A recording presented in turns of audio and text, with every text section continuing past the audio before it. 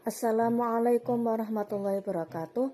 Perkenalkan, nama saya Nala Rahmatal Ilahiyah, NIM 53020250019 dari program studi ilmu Al-Quran dan Tafsir Universitas Islam Negeri Salatiga.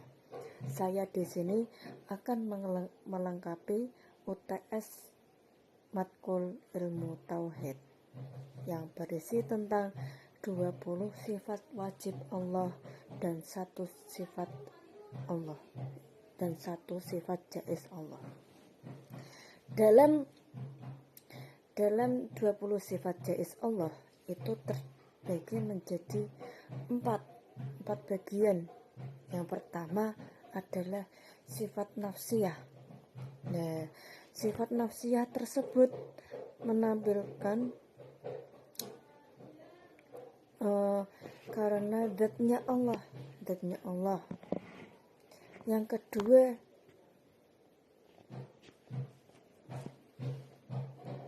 adalah sifat salbiyah, yang terdiri sifat-sifat yang meniadakan sifat-sifat yang berlawanan dengan sifat wajib Allah, yaitu seperti yang sifat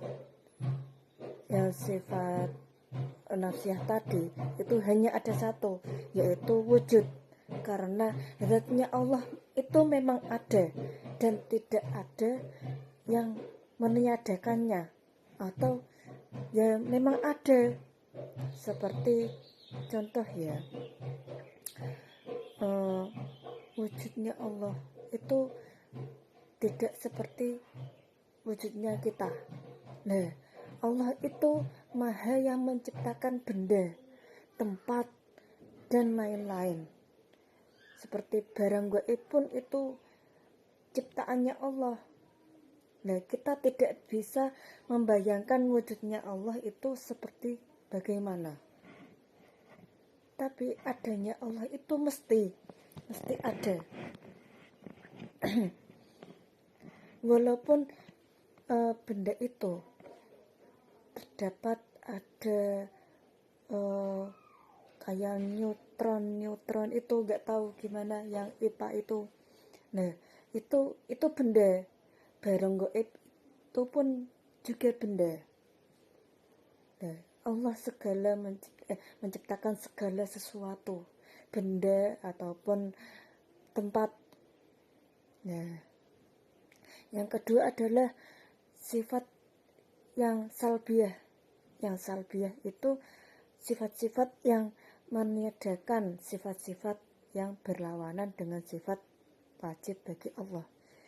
Sifat salbiyah ini ada qidam, baqa, mukhalafatul hadisi, qiyamuhu binafsihi, dan wahdaniyah. Nah, qidam tersebut artinya terdahulu. Terdahulunya Allah itu bukan terdahulu dalam artian dulunya tidak ada langsung ada, tidak, tapi ya terdahulu, lebihan terdahulu. Jadi tidak ada yang mendahulukan Allah, tapi bukan berarti sebelumnya Allah itu ada. Yang ketiga sifat baqa. Baqa itu kekal. Oh ya, lawan sifatnya mustahil sifat Allah wujud itu adalah Adam. Adam itu tidak ada. Adam. Yang kedua itu sifat qidam. Nah, sifat wajib qidam artinya terdahulu, yang berarti ya tadi tidak ada yang mendahului Allah, ya tidak ada bukan berarti Allah itu sebelumnya tidak ada, bukan.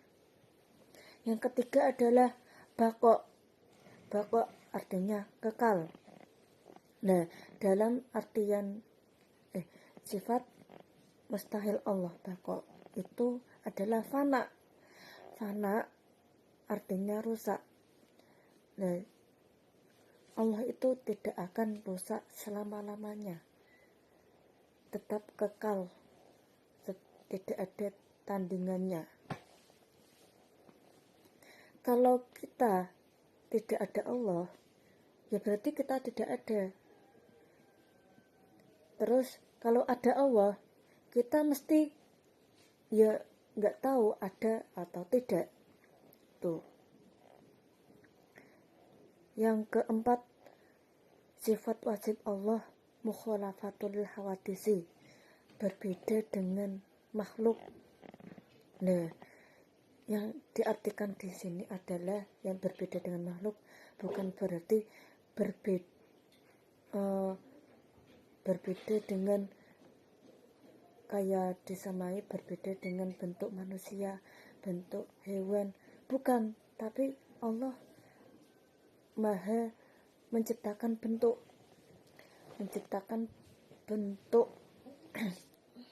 bukan kalau benda itu pasti bisa disamakan, seperti kita manusia, ya ada manusia lain walaupun agak berbeda sedikit, tapi masih ada kesamaannya. Contoh ya kayak punya tangan, punya mata, punya hidung, punya pipi, dan sebagainya. Tapi kalau Allah itu tidak, Allah itu yang menciptakan benda, masa mau disamain dengan benda? Ya tidak bisa. Lawan katanya adalah sama dengan makhluk. Ya, yang sifat yang kelima adalah qiyamuhu binafsihi. Qiyamuhu binafsihi artinya berdiri dengan sendirinya. Bukan berarti Allah itu berdiri, ya sifat mustahil Allah itu berdiri dengan yang lain, bukan. Berarti Allah hanya satu, tidak ada yang menyamainya, tidak bersengkongkol, tidak ya kodratnya Allah sendiri, kekuasaannya Allah sendiri. Itu. Yang keenam adalah sifat wajib Allah wahdaniyah. Nah, Allah itu bersifat wahdaniyah, yaitu esa. Mustahil Allah itu mustahil sifat dari wahdaniyah itu berbilang, adat berbilang. Nah, masa kalau Tuhan ada 5, ya nanti tidak akan. Kalau Allah bersokongkol itu mesti tidak akan jadi-jadi seperti kita musyawarah. Ya kan kadang kan kita gak akan jadi-jadi adanya alam semesta ini. Yang ketiga adalah sifat ma'ani, yaitu sifat-sifat Allah yang berhubungan dengan perbuatan Allah. Sifat ma'ani seperti kodrat, iradat, ilmu, hayat, sama, basor, kalam. Nah, arti dalam kodrat ini adalah Allah yang maha kuasa, Allah yang menguasai, merajai alam semesta ini. Tidak ada yang menandinginya. Yang ketujuh adalah, yang kedelapan adalah iradat. Nah, dalam sifat kudrat ini artinya berkuasa. Banyak sekali bukti kekuasaan Allah, salah satunya keberadaan langit. Nah, langit dan alam semesta ini seperti planet-planet lainnya, diatur oleh Gusti Allah. Itu tidak akan bertabrakan selama Allah itu tidak memerintahkannya untuk berbenturan, tidak. Yang kedelapan adalah irodat. Irodat itu artinya berkehendak, karena Allah bebas menentukan kehendak tanpa ada perintah dan melarangnya. Nah, ini terjadinya kalau kita manusia musyawarah kan ada yang memerintah, ada yang melarang, tapi Allah itu berkehendak dengan diri sendirinya tanpa diperintah oleh siapapun dan apapun. Tuh. Seperti kita melakukan sesuatu, tapi kehendak Allah kita tidak melakukan itu. Nah, itu kehendaknya Allah. Seperti takdir dan ya takdir kita. Yang kesembilan adalah ilmu. Ilmu artinya mengetahui. Allah Subhanahu wa taala Maha memiliki ilmu yang sangat lengkap, tidak ada batasan apapun. Kita juga tidak bisa menandingi Allah, tidak bisa. Walaupun kita berbahasa apapun, kita batin dalam hati pun, berkata dalam hati pun, Allah tahu, Maha tahu. Tuh. Baik walaupun lahir atau gaib, kepada setan pun Allah tahu kalau niatan setan itu bagaimana. Sebelum kita diciptakan, Allah tahu. Allah akan membagaimanakan kita juga. Yang ke-10 adalah hayat. Hayat artinya hidup. Nah, Allah sifat mustahil Allah, hayat adalah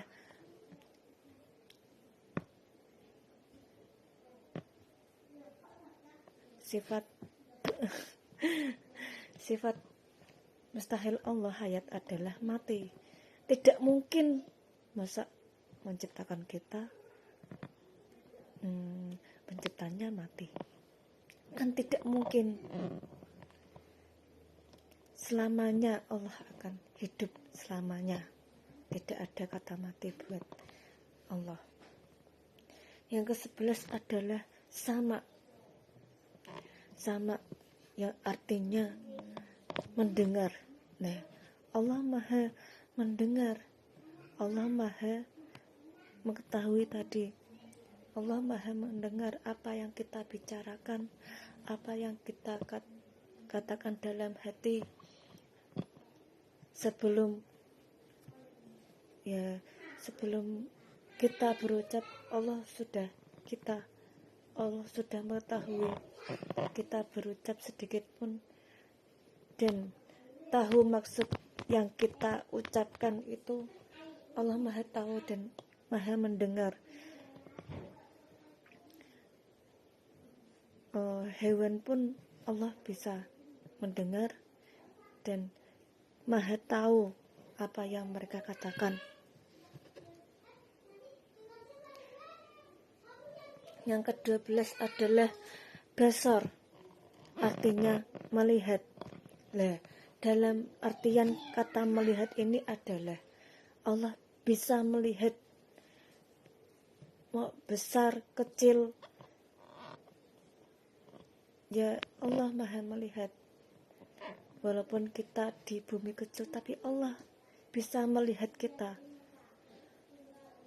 Walaupun sekecil zarah pun, sekecil semut pun Allah bisa melihat, juga bisa mendengar, juga bisa mengetahui keberadaannya. Kalau kita kan biasanya kan dan satu titik, kadang kan kita melihat melihat ke sana dan kemari kan tidak bisa. Tapi Allah Maha melihat, tidak bisa, tidak ada batasannya, tidak ada batasan jarak meter, kilometer, tidak. Kalau kita ada batasannya. Yang ke-13 adalah kalam. Kalam artinya berfirman. Nah, dalam Allah pun ya seperti contoh berfirmannya Allah di dalam Al-Quran. Tapi Allah itu berfirmannya tidak pakai bahasa. Tapi Allah menyuruh malaikat untuk kalau menyampaikan firmannya Allah ke Rasul atau Nabi itu mesti pakai bahasa, biar ada bahasa, biar dipermudah kita mengetahui. Bukan dalam Al-Quran saja, tapi Injil, Taurat, Zabur itu ya juga firman Allah. Tapi versi dulu, bukan versi sekarang. Dan bahasanya berbeda-beda. Seperti kitab Taurat itu bahasa Ibrani, kitab Zabur bahasa apa gitu nggak tahu, dan kitab Injil bahasa apa ya, Palestina atau gimana belum tahu. Tapi Allah itu ya Maha berfirman, berkata-kata, biar bisa berkomunikasi sesama penciptanya, sesama yang diciptakannya, bukan penciptanya, bukan. Yang keempat adalah tadi kan sudah pertama sudah sifat nafsiyah, sifat salbiyah, sifat ma'ani. Nah, sekarang sifat maknawiyah. Ya, maknawiyah dari kata sifat-sifat Allah yang memiliki sifat-sifat ma'ani tadi di maknawiyah. Nah, sifat maknawiyah tadi menjelaskan sifat-sifat ma'ani tadi. Ya. Dan selanjutnya adalah sifat-sifat yang ke-14, sifat wajib Allah yang ke-14 adalah qadirun, artinya yang maha kuasa. Allah yang menguasai alam semesta, Allah yang bisa menguasainya dalam bentuk apapun. Gitu. Bukan berarti Allah yang berbentuk ya, tapi Allah menguasainya dalam kita bentuknya apapun gitu. Yang ke-15 adalah muridan. Muridan artinya maha berkehendak. Nah, Allah maha menciptakan, berkehendak segala sesuatu yang ia ciptakan. Tuh. Yang ke-16 adalah aliman, yaitu artinya adalah Allah maha mengetahui. Allah maha mengetahui. Yang ke-17 adalah hayyan.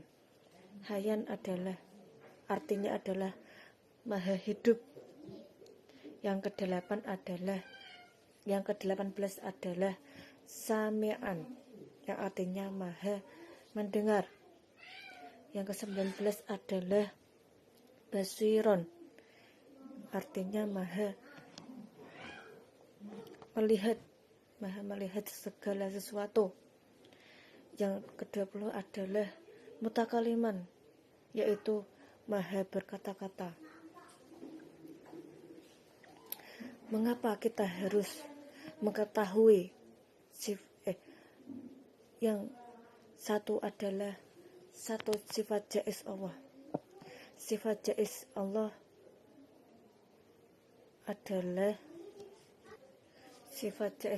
adalah fi'lu kulli mumkinin aw tarkuhu, yang berarti Allah berkuasa penuh untuk melakukan atau meninggalkan segala sesuatu yang mungkin terjadi. Seperti kita